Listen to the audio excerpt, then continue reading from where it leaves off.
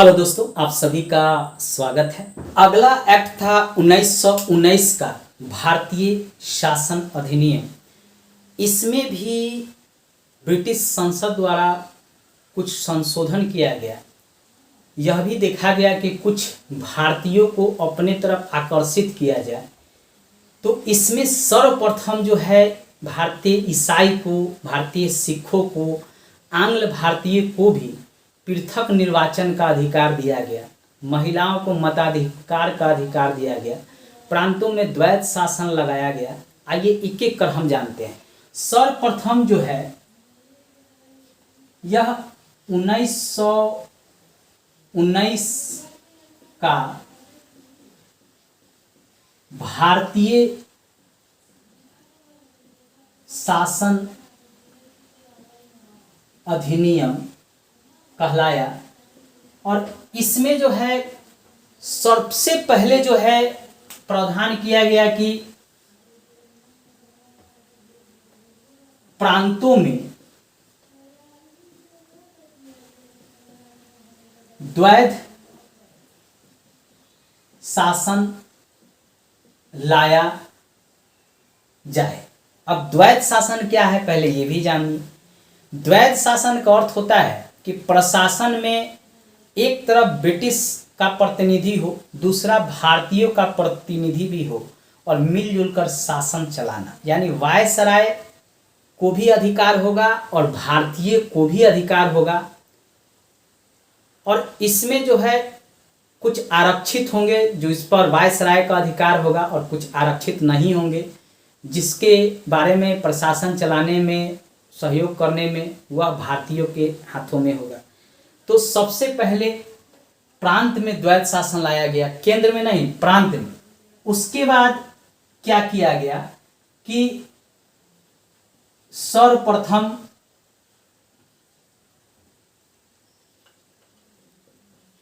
द्वैध शासन के जनक माना गया लियोनस कार्टियस को। यह भी याद रखिएगा, कभी कभी प्रश्न पूछ देता है कि द्वैध शासन का जनक किसको माना जाता है, तो लियोनस कार्टियस को माना जाता है। क्योंकि प्रांतों में द्वैध शासन लाया गया था 1919 के भारतीय शासन अधिनियम के द्वारा। तो अब द्वैध शासन के जनक कौन है तो वो भी याद रखिएगा, लियोनस कार्टियस द्वैध शासन के जनक थे। इसके अलावा केंद्र में द्विसदनात्मक विधायिका की स्थापना किया गया। क्या किया गया? द्विसदनात्मक विधायिका की स्थापना किया गया। ये थे राज्य परिषद और दूसरा था, पहला था राज्य परिषद और दूसरा था विधानसभा।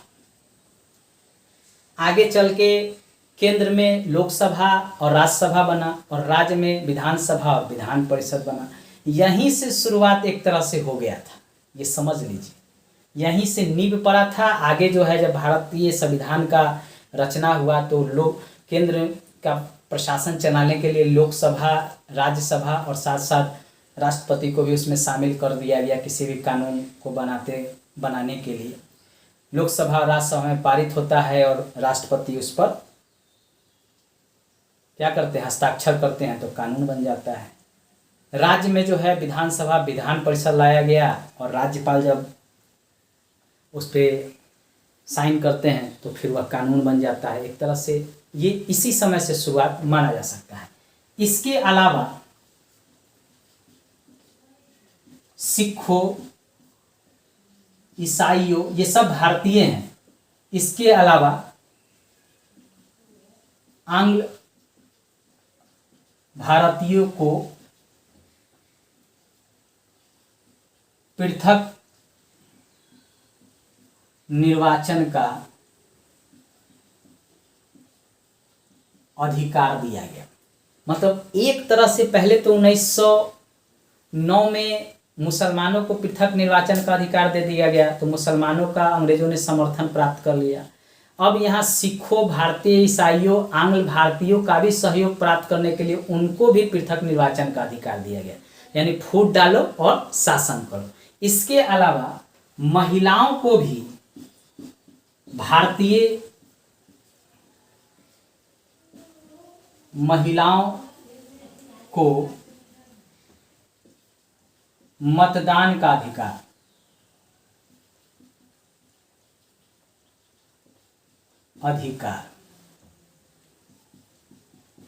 यानी वोट डालने का अधिकार दिया गया। पहले महिलाओं को मतदान का यानी वोट डालने का अधिकार नहीं था, लेकिन 1919 के भारतीय शासन अधिनियम के तहत उनको भी अधिकार दिया गया, ताकि उनका भी सहयोग जो है ब्रिटिश शासन प्राप्त कर सके। जैसे अभी 3 तलाक का मामला लंबे समय से चल रहा था, तो वर्तमान सरकार ने 3 तलाक के मामले में कुछ कानूनी अधिकार महिलाओं को दिया। उसी तरह अब मुस्लिम महिला भी नए सरकार के प्रति आकर्षित होगा। उसी तरह जो है उस समय महिलाओं को भी अपने हित में करने के लिए उनको वोट का अधिकार दिया गया। इस समय जो थे लॉर्ड जॉर्ज जो थे, वह ब्रिटिश प्रधान मंत्री थे। यह भी याद रखिएगा, कभी कभी पूछता है कि उस समय 1919 का भारतीय शासन अधिनियम जब लाया गया तो उस समय ब्रिटेन के प्रधानमंत्री कौन थे, तो लॉर्ड जॉर्ज थे। इनको भी याद रखिएगा। देखिए, इसमें से कम कुछ चीज़ों को आप याद रखिएगा, हमेशा पूछा जाता है। पहला तो पूछा जाता है कि प्रांतों में द्वैध शासन कब लाया गया, तो 1919 के भारतीय शासन अधिनियम के तहत। दूसरा पूछा जाता है कि द्वैध शासन के जनक कौन थे, तो लियोनस कार्टियस थे। तीसरा ये प्रश्न पूछा जाता है कि द्विसदनात्मक विधायिका की स्थापना कब हुई, तो यही 1919 के भारतीय शासन अधिनियम के तहत राज्य परिषद और विधानसभा। तीसरा पूछा जाता है कि सिखों, भारतीय ईसाइयों, आंग्ल भारतीयों को कब पृथक निर्वाचन का अधिकार दिया गया, तो 1919 का भारतीय शासन अधिनियम। भारतीय महिलाओं को कब वोट का अधिकार दिया गया, तो 1919 का भारतीय शासन अधिनियम। यह भी पूछ लेता है कभी कि ब्रिटिश प्रधानमंत्री उस समय कौन थे, तो लॉर्ड जॉर्ज जो थे उस समय ब्रिटिश प्रधानमंत्री थे। यह बहुत इंपॉर्टेंट है, याद रखिए। 1919 का भारतीय शासन अधिनियम बहुत इंपॉर्टेंट है। इसको किसी भी एग्जाम में आपको पढ़ के जाना चाहिए, यहाँ से एक प्रश्न हमेशा होता है। अगला 1935 का भारतीय शासन अधिनियम लाया गया और इसमें भी कुछ सुधार की बात की गई। आइए एक एक कर हम देखते हैं। 1935 का भारतीय शासन अधिनियम, इसमें सबसे पहले किया गया कि प्रांत में जो द्वैध शासन लगाया गया था उसको हटा दिया गया और केंद्र में द्वैध शासन को लाया गया। यानी सबसे पहले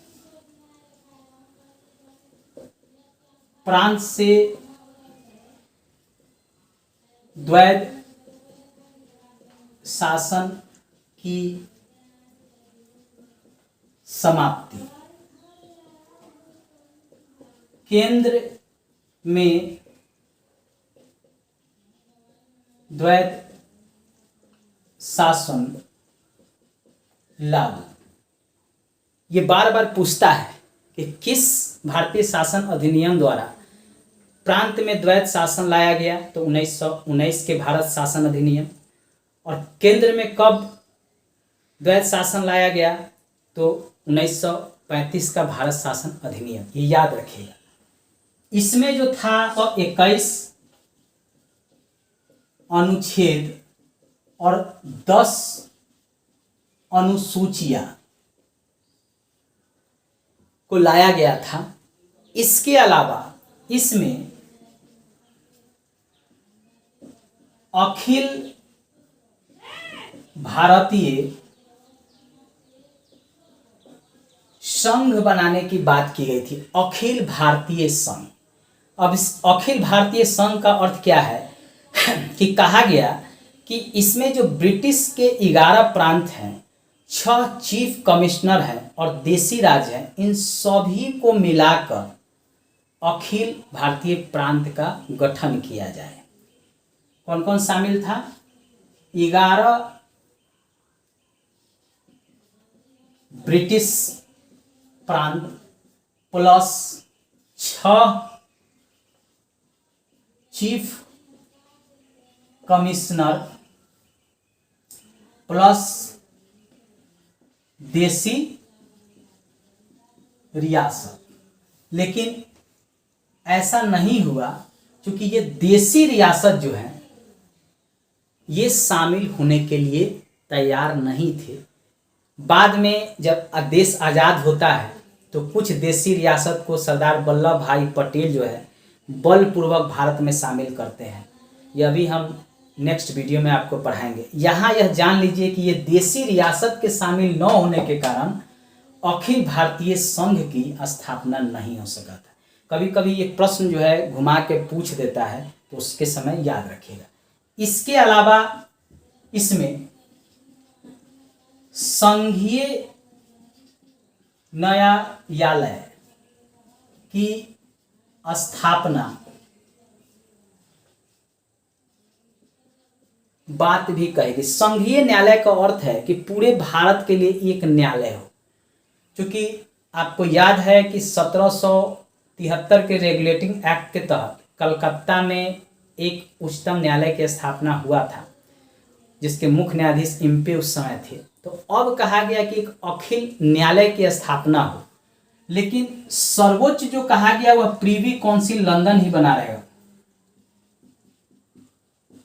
सर्वोच्च अभी भी प्रीवी काउंसिल जो लंदन में है वही बना रहेगा, लेकिन भारत में किसी भी प्रकार की विधि से संबंधित समस्याओं को देखने के लिए, कानूनी समस्याओं को देखने के लिए अखिल भारतीय न्यायालय की स्थापना हो, यह भी इसमें कहा गया।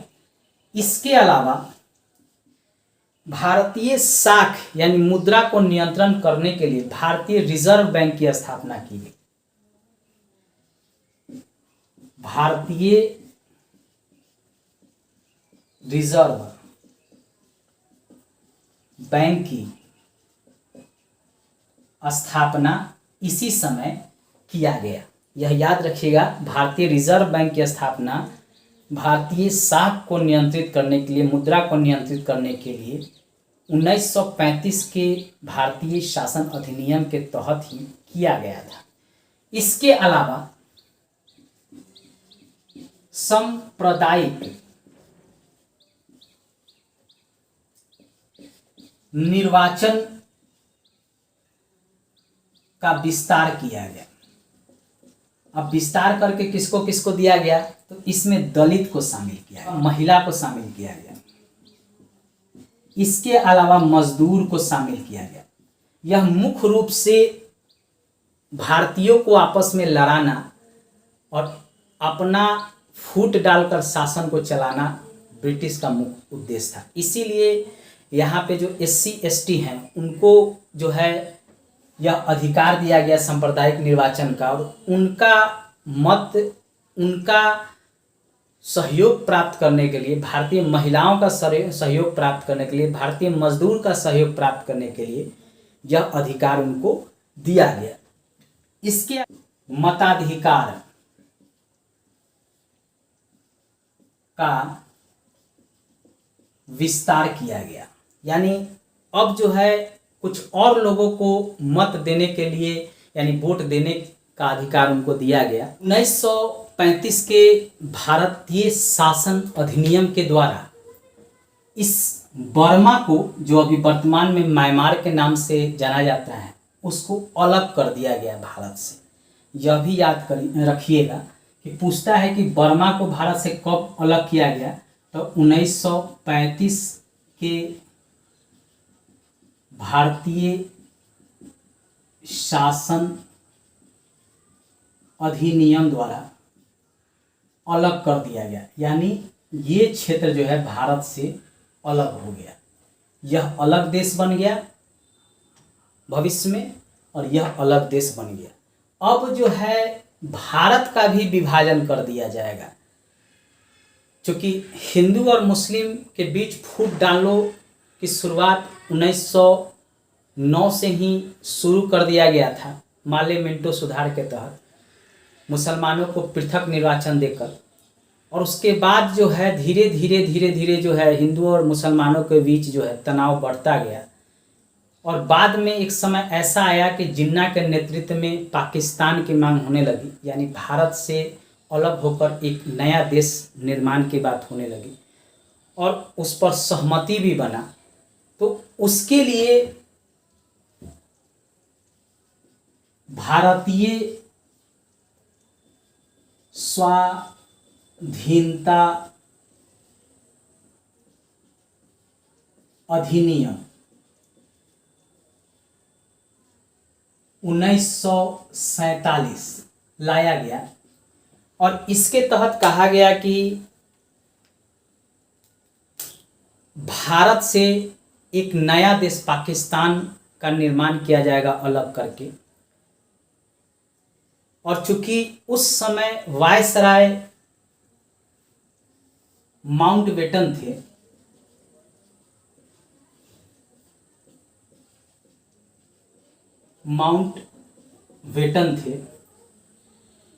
इन्होंने कहा कि जो 1935 का भारतीय शासन अधिनियम है उसके तहत ही जब तक भारत और पाकिस्तान दोनों अपना अलग अलग संविधान का निर्माण नहीं कर लेता, उसी के तहत शासन चलाएंगे। और 3 जून योजना पर आधारित 4 जुलाई को ब्रिटिश संसद में एक योजना पेश किया गया, जिसके अनुसार 18 जुलाई 1947 को यह विधेयक अधिनियम बना। एक विधेयक लाया गया था माउंटबेटन के द्वारा। इस विधेयक की शुरुआत 3 जून से ही कर दिया गया। 4 जुलाई को यह लाया गया और 18 जुलाई 1947 को यह पारित किया गया, और कहा गया कि अब जो है भारत का विभाजन कर दिया जाएगा। एक तो भारत रहेगा और दूसरा जो है भारत से अलग होकर पाकिस्तान बनेगा।